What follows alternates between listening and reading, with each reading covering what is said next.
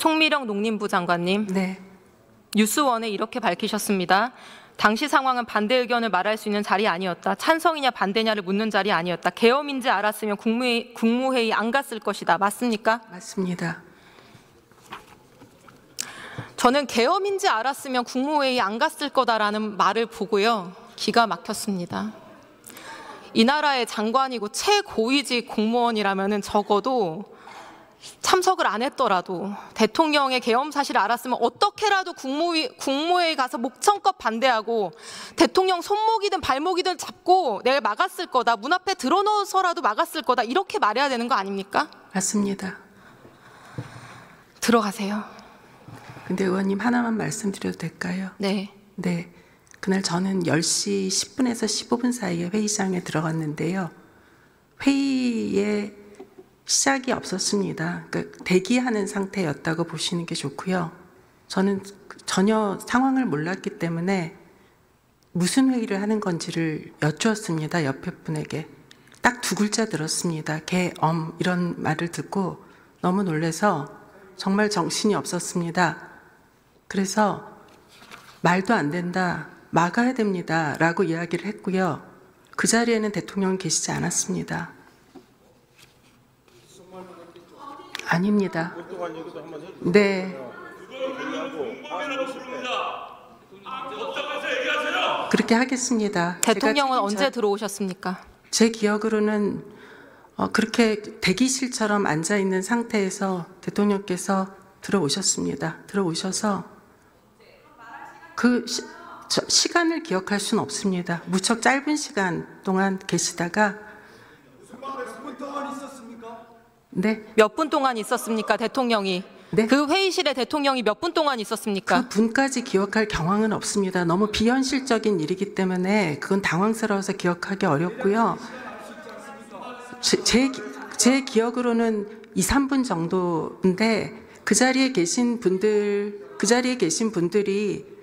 발표가 이루어지는 것도 사실은 그 자리에 회의에 있는 국무위원들은 사실 몰랐습니다. 그러니까 왜냐하면 회의의 끝이 없었기 때문입니다. 그러니까 지금 회의를 마칩니다라는 선언이 없는 상태에서 잠시 들어오셨다가 나가셨습니다. 나가셨고 앉아 계신 분들이 당황해하면서 어디 가신 거냐 이런 상황에서 누군가가 휴대전화로 틀었습니다. 근데 육성이 흘러나온 겁니다. 그래서 그런 상태입니다. 그러니까 의원님 말씀하신 대로 바짓가랑이라도 붙잡고 몸으로라도 막을 수 있는 그런 상황이 안 됐습니다.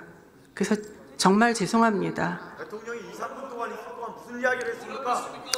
제가 기억나는 건 아무것도 없고 첫 마디만 기억납니다. 누군가와 의논하지 않았다라고 말씀하셨습니다.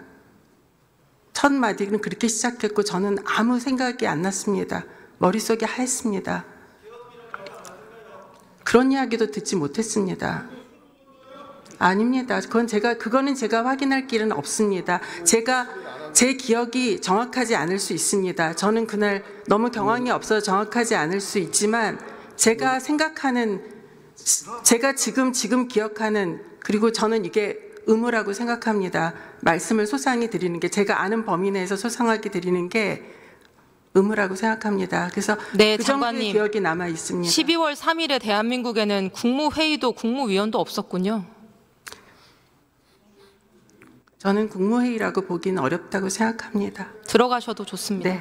박성재 장관, 6분이라니까 더 길다고 했는데 2, 3분 아닙니까? 2, 3분 아니에요, 2, 3분. 지금 2, 3분 만난 거 아니에요, 대통령을. 무슨 얘기가 더 길어요? 자, 국무위원 여러분, 제가 이렇게 말씀드립니다. 여러분의 침묵과 방관이 지금 이 사태를 만든 겁니다. 12.12 군사반란에 가담했던 이희성 계엄사령관, 주영복 국방부 장관이 여러분들과 똑같은 말을 했었습니다. 재판정에서. 나는 힘이 없었다. 할 수 있는 게 없었다. 슬라이드 보여주세요. 서울고등법원 이렇게 판결했습니다. 다른 사람의 힘에 밀려 그 소임을 다하지 못했다고 변명하는 것은 하급 관료의 일이고 피고인들과 같이 지위가 높고 책임이 막중한 경우에는 이러한 변명이 용납되지 않는다. 여러분보다 지위가 낮은 어떤 군인은 그날 성관이 진입 임무에 항의하다가 구타를 당했고요. 계엄에 차출된 어떤 방첩사 군인들은 편의점에서 라면 먹고 거리를 배회하다가 일부러 시간을 끌었습니다. 법무부 감찰관은 위헌적 계엄에 따른 명령 받아들일 수 없다면서 곧바로 사표로 저항을 했고요. 대한민국 최고위직에 계신 국무위원님들 정말로 부끄럽지 않습니까? 뭐하러 그 높은 자리에 앉아 계십니까?